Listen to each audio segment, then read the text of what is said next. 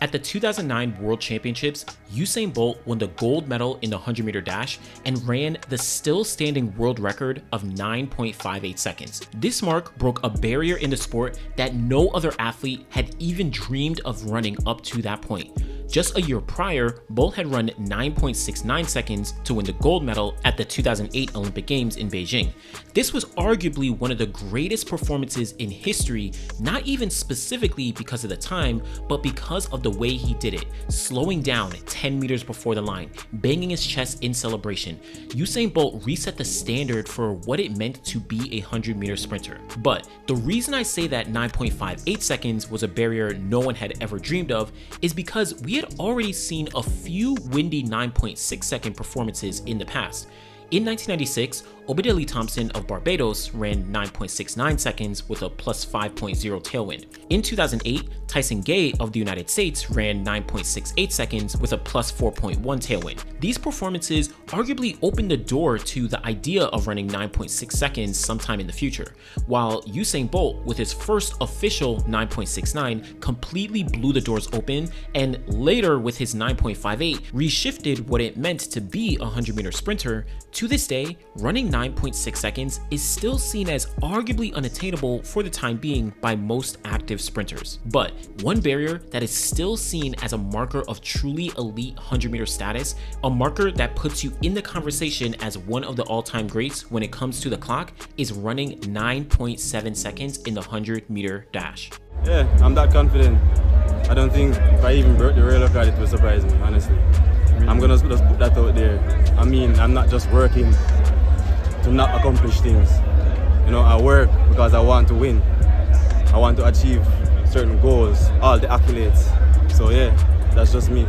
At the 1988 Olympic Games in Seoul, South Korea, 8 men lined up for the 100-meter final in what would be seen as one of the greatest races in history. Ben Johnson of Canada and Carl Lewis of the United States lined up, both with the hopes of winning the gold medal and being crowned the fastest man in the world. Immediately from the gun, Ben Johnson was out like a rocket and never looked back until the final meters, where he raised his finger to the air, crossed the line, and stopped the clock at what would be one of the most legendary marks in the history of the sport. 9.79 seconds, a new world record, and a mark that many people just a year before might have seen as impossible, had finally been run in the men's 100-meter dash. For context, a little over a year before this race, the world record stood at 9.93 seconds, run by Calvin Smith back in 1983. That improved upon the previous record of 9.95 set by Jim Hines back at the 1968 Olympic Games 15 years before. At the 1987 World Championships, Ben Johnson completely dismantled Calvin Smith's record by a full tenth of a second, running a time of 9.83 seconds, becoming the first person to ever run 9.8 in the event, which was a precursor to his 9.79 performance at the 1988 Olympic Games. At the time, running behind Ben Johnson, even Carl Lewis was only able to manage a 9.93 as well as a 9.92, which equaled and only marginally improved upon the former world record, again from Calvin Smith. Did you feel Ben at all? Did you feel his explosive start?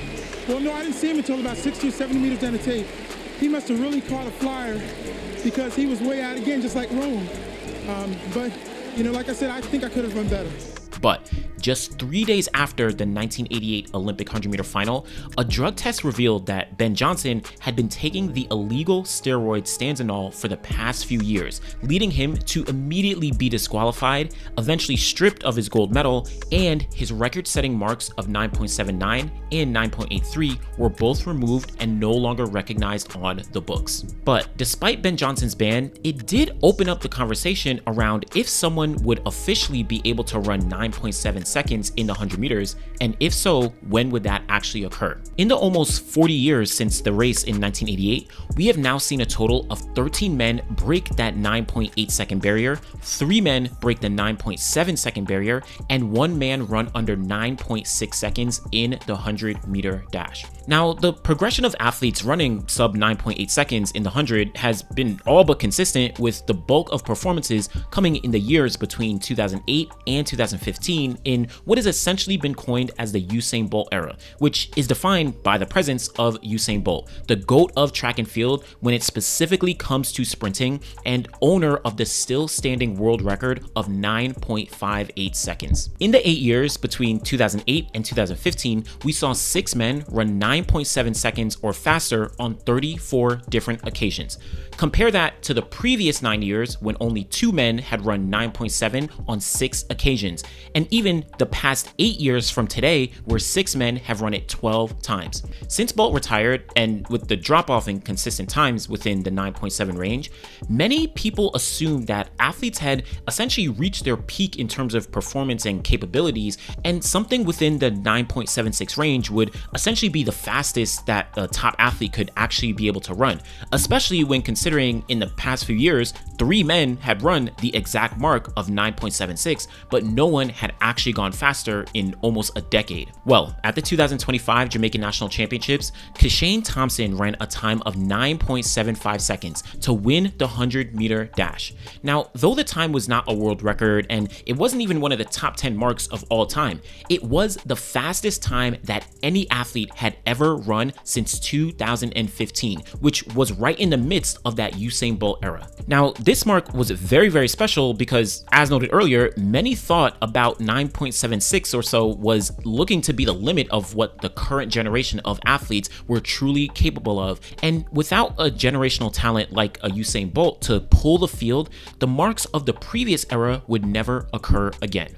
But Kishane's 9.75 combined with his previous marks of 9.77 and 9.79 seem to indicate that there may be an opening for not only Kishane as an individual, but also a few other athletes in this generation to start dipping into the consistent 9.7s that we've all seen from back in the Bolt era. Now let's circle back to 1988 after Ben Johnson had run 9.79 seconds but was banned just a few days later. The world would have to wait over 10 years before the first man would officially break the 9.8 second barrier. Maurice Greene of the United States ran 9.79 seconds in the summer of 1999, officially moving the event into a realm we had never seen before. But Greene would never actually replicate that mark, though in 2001 in the World Championship final, he arguably would have if he didn't actually get injured kind of in the final meters of the race, seeing as he still managed to run 9.82 seconds into a headwind. But it would be a full 6 years though until 2005 when we would finally see Asafa Powell not only dip under the 9.8 second barrier, but comfortably do so running 9.77 seconds that year.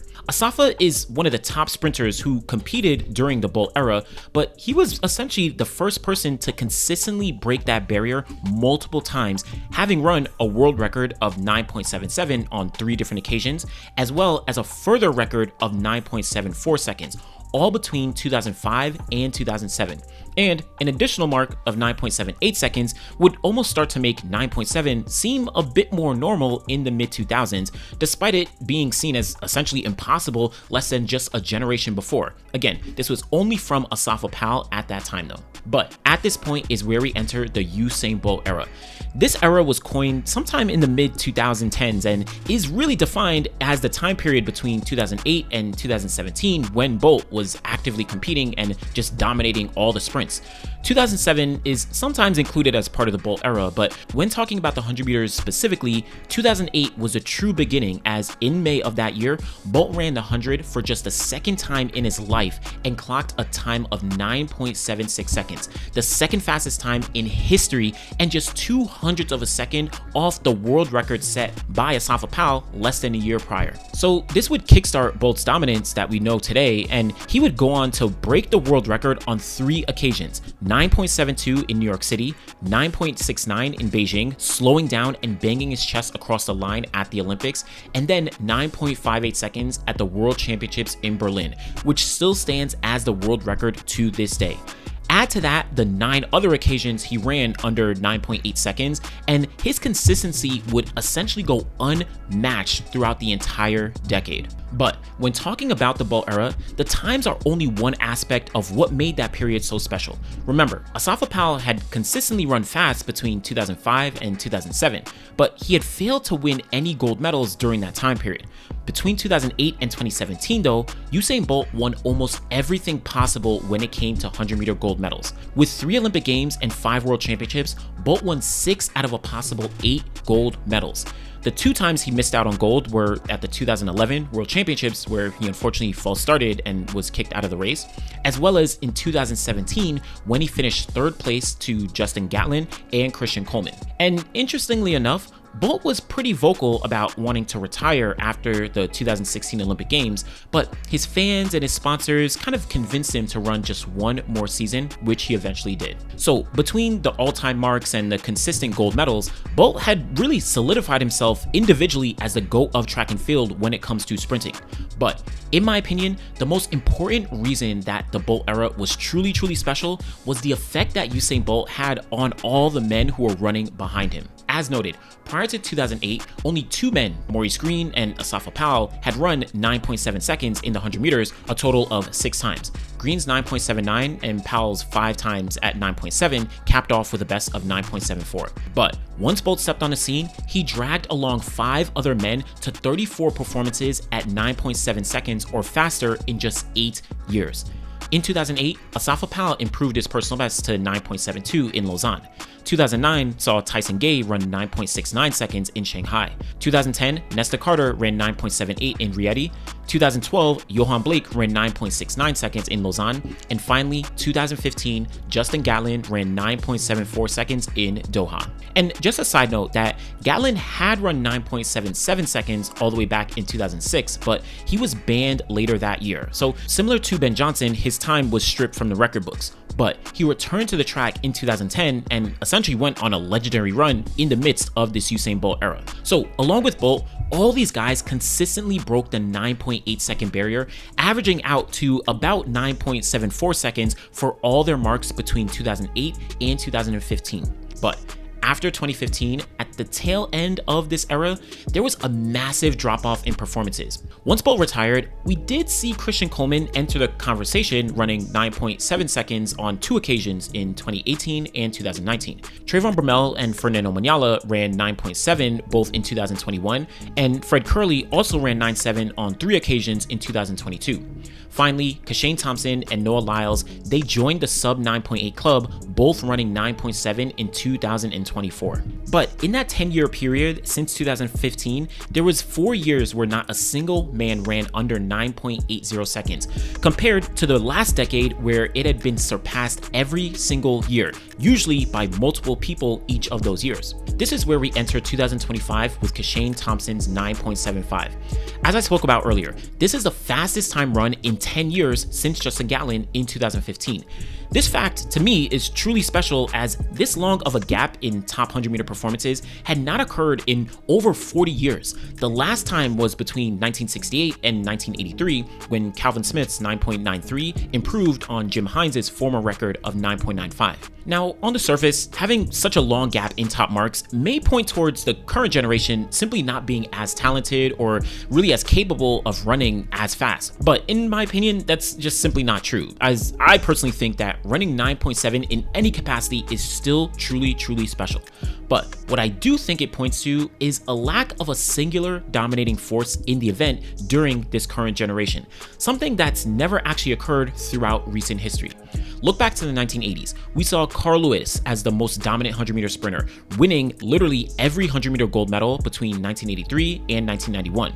We then saw Linford Christie and Donovan Bailey both win the Olympics and World Championships between 1992 and 1996. From that point on, though, Maurice Greene took over the event, winning literally everything from 1997 to 2001. Now, early to the mid-2000s, we did see the event kind of in flux, with Kim Collins, Justin Gatlin, as well as Tyson Gay all winning gold medals between 2003 and 2007. But that may speak to why Asafa Powell's 9.77 in 2005 was the fastest time in 6 years at that point, another really big gap. But as we went through, Usain Bolt dominated the event from 2008 all the way to 2016. But since then, we have returned to an era where the 100-meter gold medal has consistently been changing hands. 2017, we saw Justin Gatlin win gold. 2019, Christian Coleman won the gold. 2021, Lamont Marcel Jacobs got the Olympic gold. 2022, Fred Kerley, World Championship gold. 2023, we finally ended off with Noah Lyles winning in 2023 and in 2024. That's 5 different champions over a 7-year period in the 100-meter dash, which has literally never occurred since the World Championships were introduced back in 1983. So possibly this explains why there's been such a large gap in time in the top 100-meter performances. But with Kishane's 9.75, this may open a door to a new era where the current generation may begin to truly start running faster a lot more consistently year after year. Kishane Thompson's race was obviously far from perfect, as he didn't have the explosive start that he usually, gets and he could have gotten, and even certain parts of his transition and middle phases of his race, they also could be improved. So this kind of leads most people to believe that he has the capability to truly go faster, if not much faster in the event later this year or in the future. And similar to previous eras having a top guy to chase, whether it's literally when they're lined up next to them in a race or just figuratively knowing that someone is setting the bar for the event, that means that the other competitors may step up their game and start to improve their times as well. Now, I don't know if Kishane will enter the Usain Bolt territory either in the times he's run or even the dominance at the global championships. I don't actually think that will happen, but the reason I said that the third point of Bolt's influence on the field was probably the most important as it related to the Usain Bolt era is because we may see something like that replicated in the next few years. As Kishane continues to improve his marks and improve his times, we may see other guys in this current generation, such as Noah Lyles, Trayvon Bromell, Latsila Teboho, Oblique Seville, or some other guys, they may start to drop more consistently into the 9.7s, or even the next generation of sprinters will begin to step things up and join into the 9.8s and maybe into the 9.7s, again, more consistently as well. Again, this is just pure speculation, but a driving force is someone like Kishane Thompson who may be the catalyst for further progression into the 9.7s, which despite its relatively short history in the grand scheme of the sport is still a very, very special performance. And again, I want to highlight that the Usain Bolt era was truly, truly special, and we may never see that energy around 100 meters again. Who knows, maybe not in our lifetimes, but remember, there was a point when many assumed that running around 9.76 was the peak kind of average performance, and we may never see times like we saw during the Bolt era again. But after Kishane's 9.75, which I understand it's very close to 9.76, but especially seeing the way that he ran that race, we honestly may be in for something special over the next few years. Again, not only from Kishane Thompson, but also from a bunch of other guys right beside him as well. So let me know what you think about Kishane's 9.75 and if you think that he might be the catalyst to more progression in the 100-meter dash over the next few years, and if a few other guys could start to join him in the 9.7s, and we might see some guys dip into the 9.7 lows, maybe even faster over the next 3, 5, 10 years in the 100 meters. If you haven't already, be sure to like the video, subscribe to the channel. Truly, truly appreciate all your support. Thanks for watching.